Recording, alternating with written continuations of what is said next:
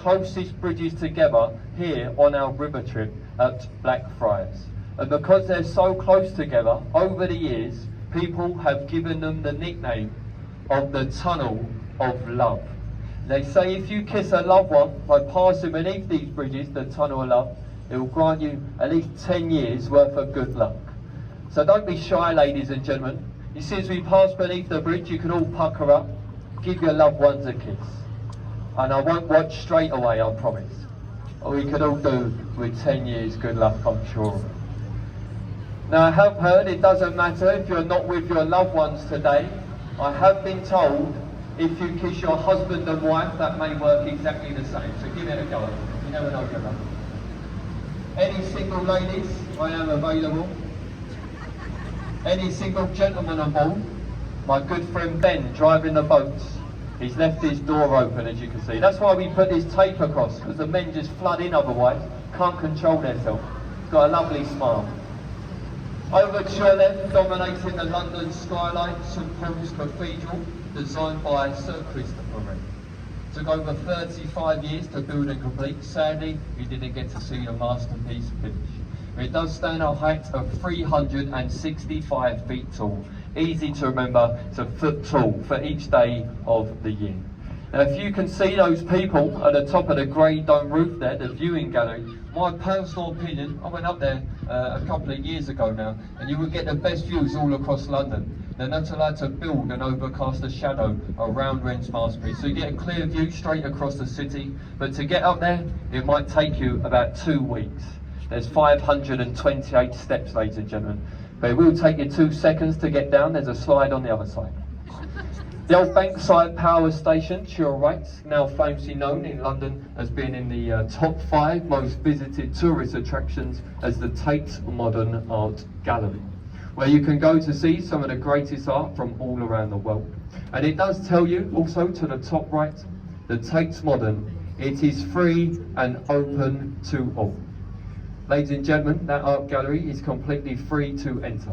And if any of you on board this boat today have ever been inside of that building or ever seen what modern art looks like, you will probably understand why it's completely free to enter. Because it's all a load of rubbish.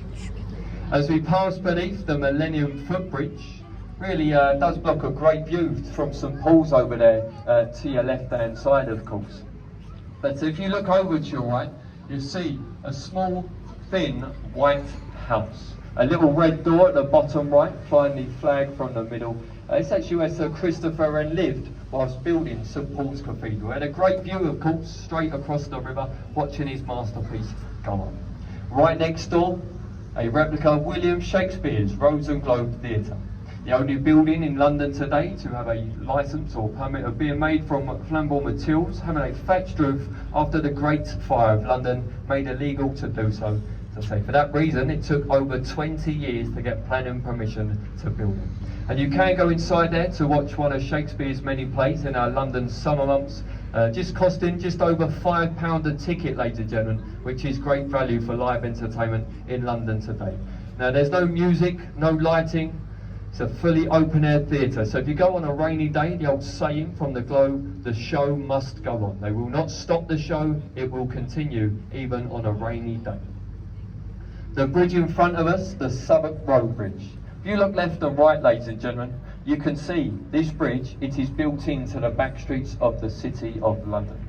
This is why it's known as London's least used bridge. The only people we find using this bridge on a regular basis is what we call London's professional drivers, taxis, buses, lorries and coaches.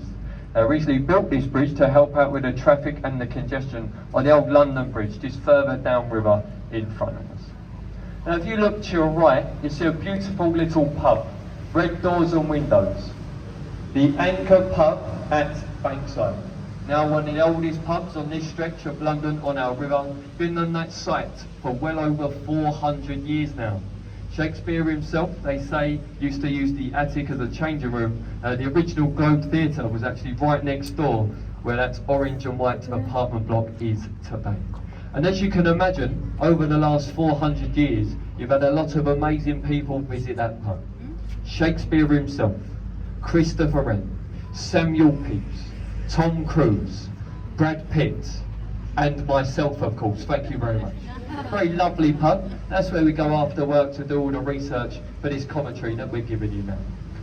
As we leave 1 mile, we enter the London Borough of Southwark now, the old red light district many years ago, listed housing, crooks, villains, gambling dens, pirates and thieves. If you look, Pickford's Walk, you see an inland dock, the back end of an old pirate ship. That is a working replica of Sir Francis Drake's Golden Hind. That replica has also done more sea miles than the original. The original was put on task by Queen Elizabeth I to go around the Spanish Isles stealing gold and treasure. When they arrived back to London, had the equivalent of about 75